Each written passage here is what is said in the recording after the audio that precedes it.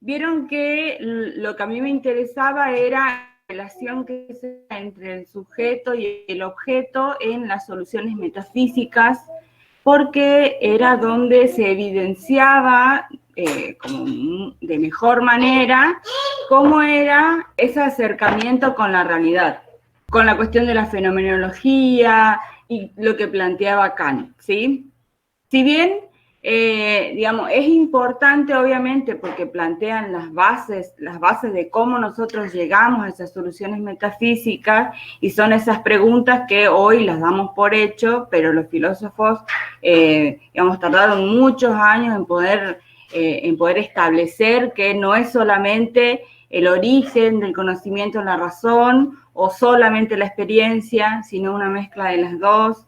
Después, cuando hablábamos de el dogmatismo y todas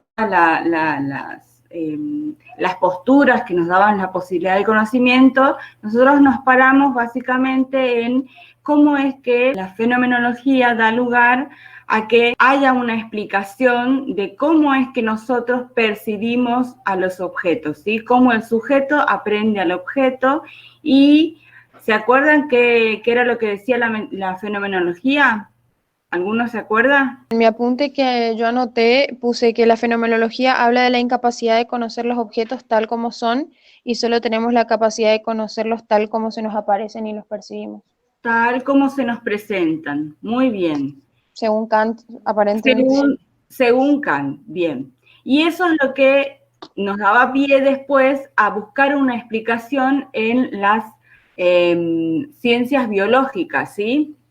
En donde el concepto de autopoiesis, ¿sí? Y de las redes nos decía que nosotros somos seres sociables, ¿sí? Seres que nos comportamos de la manera en que nos comportamos porque estamos constituidos de esa manera, ¿sí? Y entonces, obviamente, cada persona es diferente, conoce diferente y reacciona diferente, percibe la realidad de manera diferente, porque su estructura orgánica básicamente es diferente.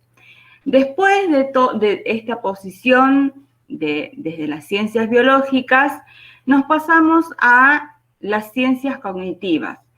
Y las ciencias cognitivas se levantan frente a estas posturas en donde se decía que la inteligencia artificial podía llegar a igualar o a imitar un ser humano, ¿sí? Entonces las ciencias cognitivas dicen, no, el cerebro no funciona de esa manera, no funciona como una computadora en donde entran inputs, o sea, por inputs y outputs, porque no es así, todos reaccionamos de manera diferente, ¿sí? Y cómo viene apoyando esta teoría de las ciencias cognitivas a las biológicas, fíjense. En una primera posición, ¿vieron lo de la habitación china? En donde un primer acercamiento en donde se cae directamente esta teoría de la inteligencia artificial y de que nuestro cerebro funciona como un computador, digamos, que funciona con bits. Se cae esto porque, digamos, por más que haya una respuesta ante una pregunta, no se va a saber si esta persona sabe chino o no sabe chino. ¿Sabe o no sabe chino? Si responde en chino igual. No tenemos nunca la seguridad y para mí no sabe chino. Responde en chino porque tiene un manual que digamos, le dice cómo utilizar esos signos y esos símbolos y nada más. Sin embargo, esta persona no sabe. Entonces, quedamos que no funcionamos de manera con un intercambio de símbolos solamente, ¿sí? Entonces, nace otra teoría en donde dice, bueno, si nosotros no funcionamos con un intercambio de símbolos, ¿cómo es que funcionamos? Y bueno, lo que pasa es que podemos aprender por repetición o podemos aprender por sistemas de asociación o podemos aprender por algunas cuestiones que tienen que ver con cómo se nos enseña, cómo se nos educó, cómo fue nuestro contexto, etcétera, etcétera. Y es que ahí nosotros vamos recordando por ahí lo que nos enseñaron, y eso se da una cuestión de conexiones, ¿sí? Acuérdense que la segunda teoría es la teoría de emergencia o conexionismo. Sin embargo, la última teoría y la que nosotros tomamos para poder hablar de percepción es la teoría del enfoque en activo. Fíjense, la teoría del enfoque en activo dice que es una acción efectiva. ¿Recuerdan? ¿Por qué estas teorías se dan en diseño gráfico? Porque el diseño gráfico es una disciplina proyectual, en donde uno hace hacer algo, uno hace saber algo, uno hace las cosas, uno diseña. Nuestra profesión es el hacer, es de la acción. Sí, pensando, investigando, analizando, pero hacemos. Toda nuestra disciplina es proyectual, ¿sí? Y no es lo mismo que uno esté hablando teóricamente, y, o sea, ¿ustedes se imaginan cómo sería tener toda una carrera en donde todo sea teórico y no tengan taller, por ejemplo? ¿Por qué es tan importante que ustedes entiendan que, o sea, por qué están dispuestos así los planes de estudio? ¿Por qué los talleres son las materias troncales? ¿Sí? Porque son proyectuales y todas las otras materias teóricas vamos sumando a cómo ustedes pues van a apropiarse de esa teoría y llevarlas a la acción, ¿sí? Pero nosotros conocemos haciendo, ¿sí? Y así se percibe. De la misma manera se percibe. La percepción no es una cuestión pasiva, ¿sí? Uno todo el tiempo va construyendo la percepción. Vamos a empezar ya a hablar del segundo bloque. El segundo bloque es entero percepción y cómo es que las neurociencias son importantes para poder entender cómo funciona el cerebro y cómo es que entender que nosotros no somos seres que nos manejamos solamente por información, digamos, información y basta, sino que somos movidos emocionalmente, ¿sí? Somos seres sociales, somos seres activos, somos seres que aprendemos haciendo y lo que nos mueve a tomar una decisión y nuestro comportamiento son las cuestiones emocionales. Por eso es muy importante que cuando diseñamos tengamos en cuenta estas cuestiones, ¿sí?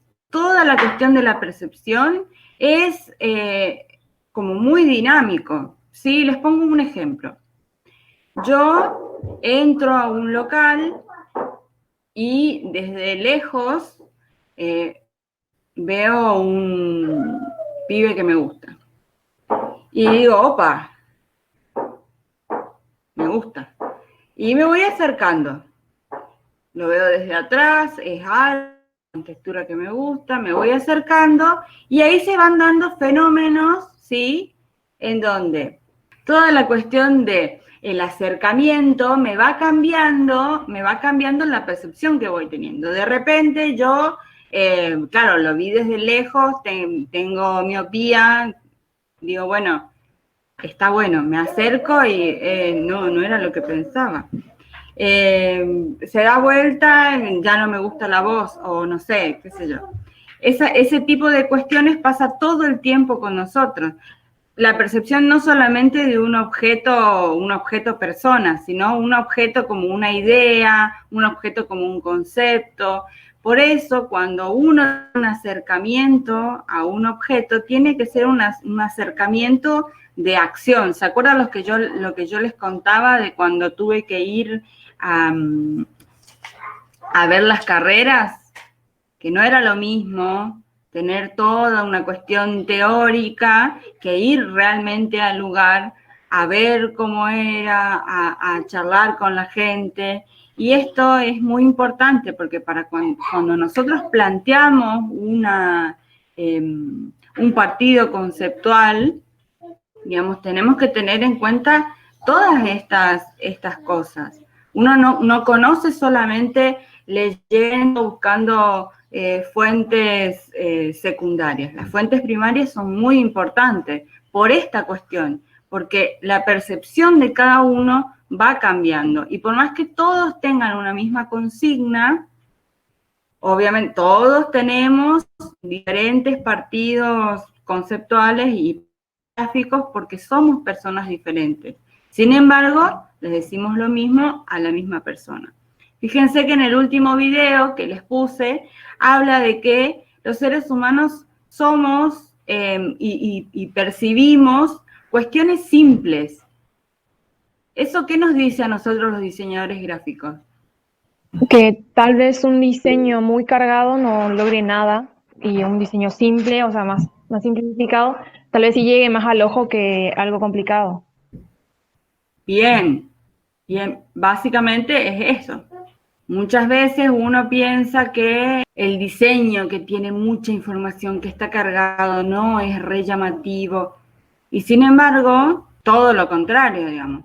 Bueno, ahora les voy a compartir un esquema, dos esquemas acerca del proceso de la percepción, ¿sí? En donde los que les expliqué esto de que me acercaba a una persona y me parecía de una manera y después me fui acercando y después cambié de opinión, ¿sí? Se explica básicamente con el proceso de la percepción, en donde hay un estímulo distal, un estímulo proximal, una transducción, un procesamiento neuronal, la percepción básicamente, un reconocimiento y por último una acción, ¿sí? Porque siempre ante toda percepción uno reacciona, ¿sí? Y produce esa acción. Como les decía, este proceso de la percepción en realidad es un ciclo, ¿sí? Porque todo el tiempo el estímulo distal y el procesamiento neuronal van cambiando esta percepción que nosotros tenemos del mundo. Nosotros nunca vamos a ser los mismos de hace 2 semanas, ¿sí? Porque todo el tiempo estamos cambiando nuestra percepción del mundo que nos rodea. Todo el tiempo vamos aprendiendo más, entendiendo más, conociendo otras personas, etcétera, etcétera. Y recién vamos a empezar a hablar sobre algunas cuestiones de la percepción que tienen que ver con la supremacía, sobre todo, de lo visual, ¿sí? ¿Por qué es tan fuerte lo visual por sobre todos otros sentidos que tenemos en el cuerpo, ¿sí? Lo visual es tan fuerte que fíjense como en el video de cuando mostraba la mano de goma, ¿se ubican? Sí. ¿Qué pasaba con la mano de goma? Que cuando le querían, digamos, pinchar la mano de la persona, se retiraba inmediatamente. Bien, porque percibía como si fuera que esa era su mano. Bueno, lo mismo pasa con el efecto McCurk, que también ahora voy a buscar y les voy a colgar en Facebook para que vayan viendo cuestiones de cómo la supremacía de la cuestión visual es tan importante que nosotros podamos manejar para poder hablar sobre cuestiones como la memoria, la atención, sobre cómo funcionan diferentes tipos de memorias. Nosotros tenemos diferentes cuestiones que nos hacen recordar algunas cuestiones y olvidar rápidamente otras, ¿sí? Entonces, a la hora de diseñar es muy importante tener en cuenta que hay una memoria. explícita y una memoria implícita, ¿sí? En donde nosotros almacenamos muchos datos, pero también almacenamos emociones. Todo el tiempo almacenamos muchas emociones y cómo es que funciona la memoria selectiva, la memoria emocional, etcétera, etcétera. ¿Sí? Vamos a hablar bastante sobre el lenguaje, sobre cómo es que se utiliza el lenguaje, cómo es la relación de la realidad y el pensamiento con el lenguaje, y vamos a tener como un pequeño acercamiento acerca de las teorías sobre el significado, pero muy, muy por arriba, porque eso ustedes ya lo dan en semiótica, ¿sí? Esta última parte de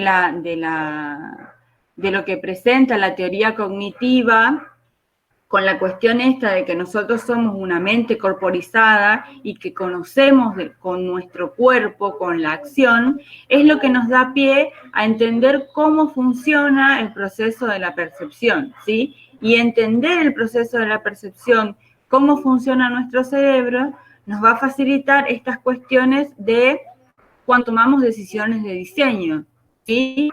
Y es que no es lo mismo utilizar una imagen con una gran carga emocional que una imagen que es neutral y que no dice nada. Profe, por ahí con respecto a eso que estábamos hablando también, de los diseños simples, es lo que nos decían muchas veces en taller el año pasado, que por ahí a veces una imagen simple o un diseño simple es algo que también perdura en la memoria de las personas por más tiempo. Y eso está explicado científicamente. Digamos, Claro, no porque cuando es muy complejo por ahí puede que esté buenísimo, pero las personas siempre se van a enfocar más en algo de toda esa pieza compleja, y bueno, capaz no es exactamente en lo que uno quiere que se enfoquen. Bien.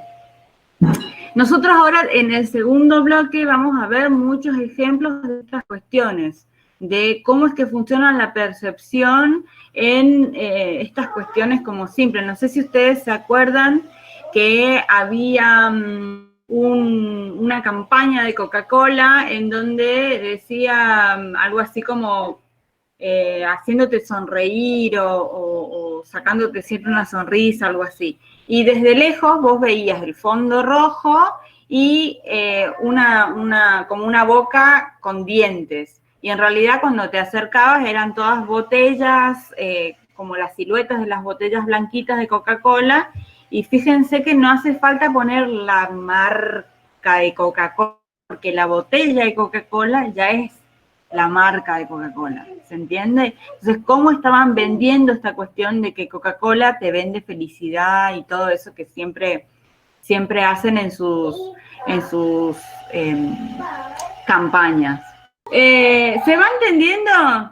El primer bloque era bastante heavy en el sentido de que son teorías como más pesadas, pero simplemente para poder llegar a esto, a entender cómo es que funciona el proceso y el ciclo de percepción, ¿sí? Y ahí poder avanzar en estas cuestiones que tienen que ver sobre cómo es que funciona el cerebro en cuanto a estas cuestiones de la supremacía de la visión, de cómo se utilizan por ahí los elementos para poder buscar esta cuestión de lo simple, no sobrecargar, etcétera, etcétera, desde un enfoque, no sé si científico, pero sí con una explicación base en donde uno en taller pueda tener desde dónde agarrarse cuando toma un partido conceptual, por ejemplo. Entonces uno toma un autor en donde respalda estas cuestiones que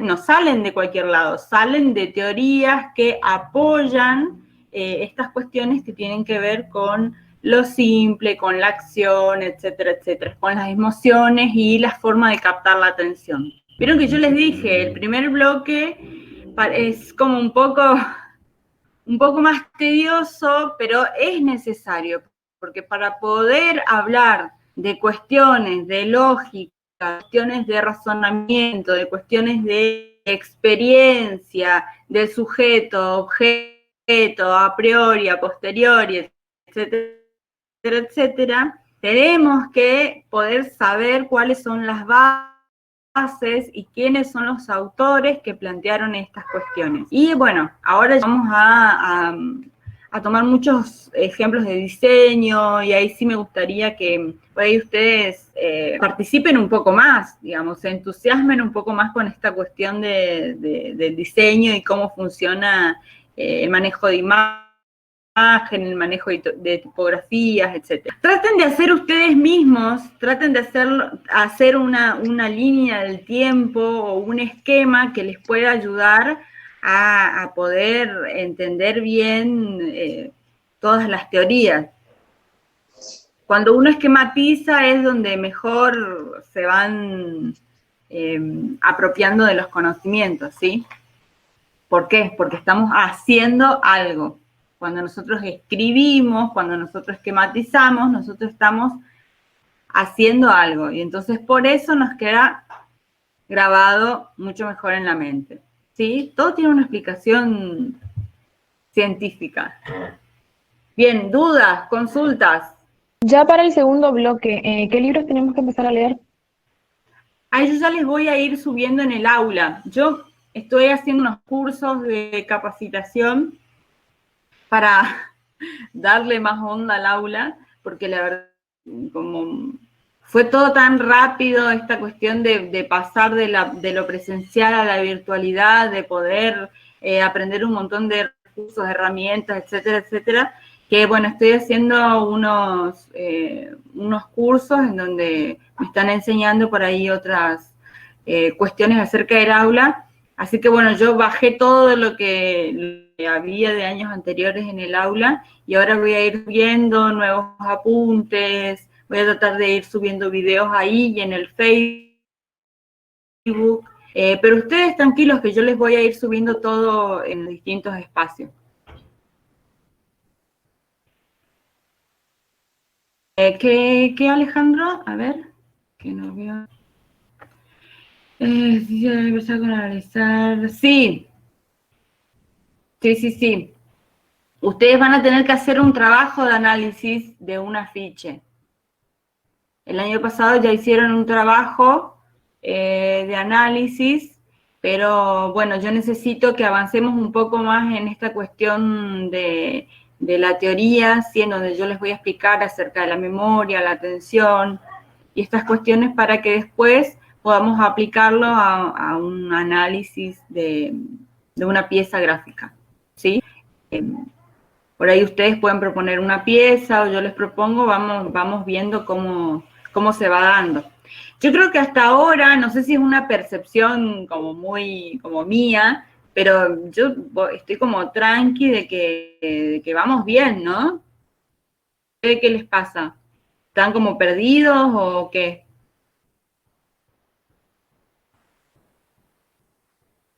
No, yo también creo que vamos bien.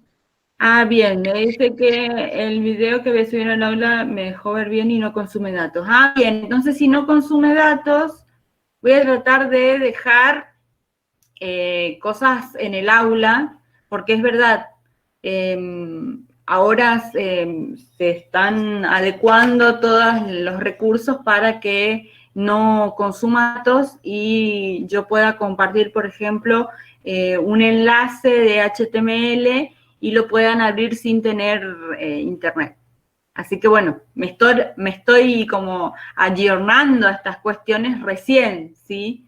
Por favor, les pido disculpa, pero cae de maduro que no soy una pibita que maneja estas cuestiones tecnológicas como tan bien, ¿sí? Así que bueno.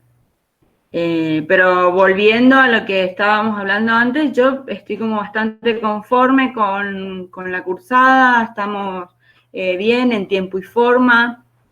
Vamos, esta semana yo ya les voy a ir dejando las cuestiones para ver acerca del segundo bloque y después ya el tercer bloque es todo creatividad, técnicas y herramientas de creatividad.